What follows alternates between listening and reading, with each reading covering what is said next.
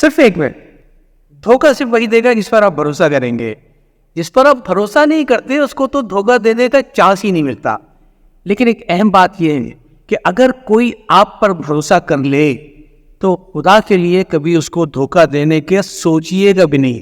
کیوں؟ اس لیے کہ دونوں ہی صورتیں ممکن ہیں. اگر آپ بہت ہی خوش نصیب ہوئے تو اس دھوکے بازی کی سزا آپ کو اسی دنیا میں مل جائے گی.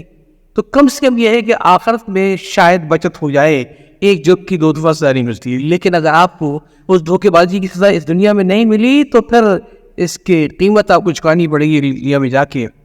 کہتے ہیں کہ ایک چیل کی اور ایک لومڑی کی بڑی دوستی تھی. لومڑی نے ایک دفعہ چیل سے کہا کہ تو دنیا بھر میں اڑتی اڑتی پھرتی ہے اور میں کہیں نکل نہیں سکتی, میرے چھوٹے چھوٹے بچے ہیں اور ڈر لگا رہتا ہے کہ اگر میں چھوڑ جاؤں تو لکڑبگا کے کھا جائے گا. چیل نے کہا کہ سامنے ایک درخت ہے, اس کا تنا بہت کھوکھلا ہے, تو اپنے بچوں کو اس پہ چھپا دے, ادھر میری گھونسلہ ہے, میں نظر رکھوں گی. لومڑی بڑی خوش ہوئی اور اسے یہی کیا. اگلے دن جب لومڑی آئی واپس تو ایک بچہ کم تھا. اس کے اگلے دن پھر ایک بچہ اور کم ہو گیا. لومڑی سمجھ تو گئی تھی لیکن اس کا حل اس کے پاس ہی تھا. 3-4 دنوں میں لومڑی کے سارے بچے غائب تھے. اور کھائے کس نے؟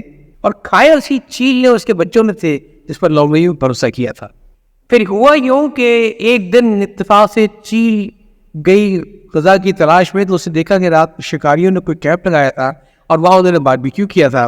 تو اس کو 2-3 گوشت کے اچھے ٹکڑے نظر آئے.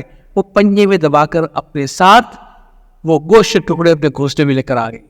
وہ بھول گئی تھی کہ اس کے ساتھ کچھ تھوڑے سے انگارے بھی تھے, اور جیسے ہی وہ انگارے پہنچے ہیں گھونسلے کے اندر, گھونسلے میں آگ لگ گئی. چیل نے بہت بچانے کی کوشش کی اپنے بچوں کو, خود اس کے اپنے پروں میں بھی آگ لگ گئی, لیکن بچوں کو بچا نہ سکی.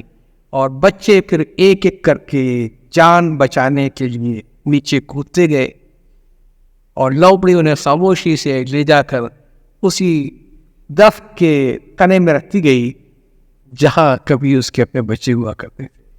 پھر اگلے کچھ دن لومڑی نے ضیافت کی چیل کے بچوں پر. دھوکہ نہ دیں کسی کو, حساب یہی چکتا ہو جائے گا اگر آپ خوش نصیب ہیں, ورنہ اگلی دنیا میں یہ حساب ہوگا وہ بہت ہی کڑا ہوگا.